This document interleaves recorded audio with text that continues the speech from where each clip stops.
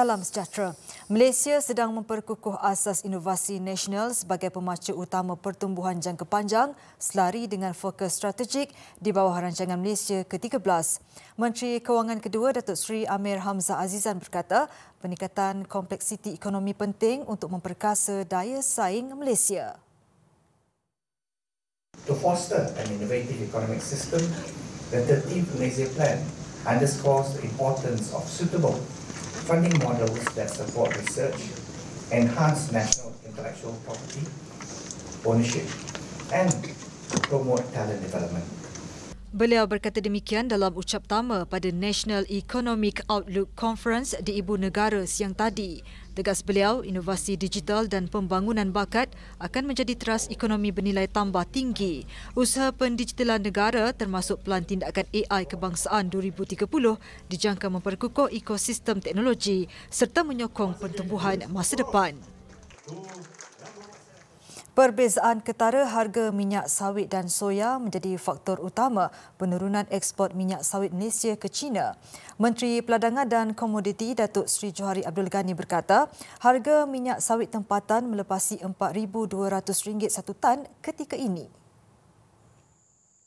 Beliau berkata perbezaan harga antara minyak sawit dan soya mencecah RM495 sekaligus menggalakkan pengguna dan industri lebih memilih minyak soya berbanding sawit. Di China, soybean oil also one of the edible oil yang diimport untuk kegunaan rakyat mereka dan juga industri mereka.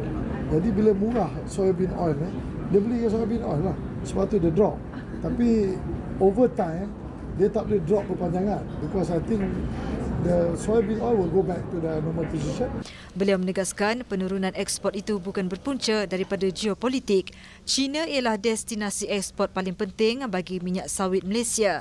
Namun, ekspor ke negara itu jatuh hampir 39% dalam 10 bulan pertama tahun ini. Sentimen perniagaan dijangka berkembang dengan ketara pada suku keempat ini. Menurut Jabatan Perangkaan, ia susulan petunjuk keyakinan CI mencatat peningkatan kukuh pada 6.2%.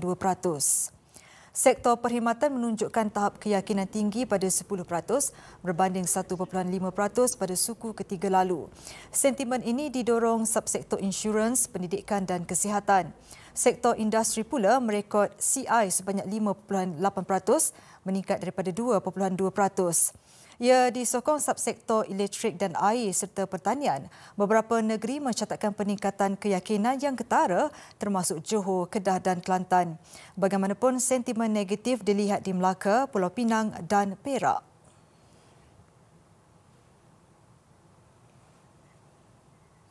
Bank Negara mengarahkan institusi kewangan untuk mengutamakan bahasa Melayu dalam menzahirkan maklumat produk kepada pengguna.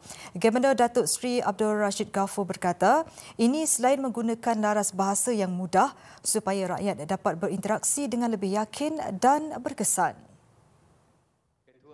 Datuk Seri Abdul Rashid turut menekankan kepentingan berpaut pada bahasa Pertiwi supaya menjadi wahana pemikiran, budaya dan warisan tanah air.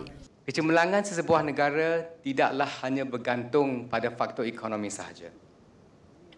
Sebuah negara maju juga boleh ditakrifkan sebagai negara yang berpegang teguh kepada identitinya, iaitu bahasa dan budayanya, tanpa dikikis atau hanyut di bawah arus pemodenan. Dengan kerjasama erat Dewan Bahasa dan Pustaka serta rakan strategik lain, Bank Negara telah melaksanakan pelbagai inisiatif untuk memperkasakan bahasa kebangsaan. Ini termasuk sistem penarafan bintang iaitu program audit bahasa ke atas institusi kewangan serta pertandingan pidato Piala Gubernur.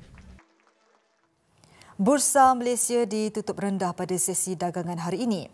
Menurut penganalisis saham Muhammad Siddiq Jantan, ini didorong kaunter telekomunikasi susulan prestasi pendapatan korporat yang lemah. Pada jam 5 petang, FBM KLCI turun 7.04 mata kepada 1617.46. Kaunter rugi mendahului untung pada 671 berbanding 435, manakala 534 kaunter diniagakan tidak berubah. Sekian laporan Detik Niaga, saya Siti Khadijah Jaafar. Assalamualaikum dan salam hormat.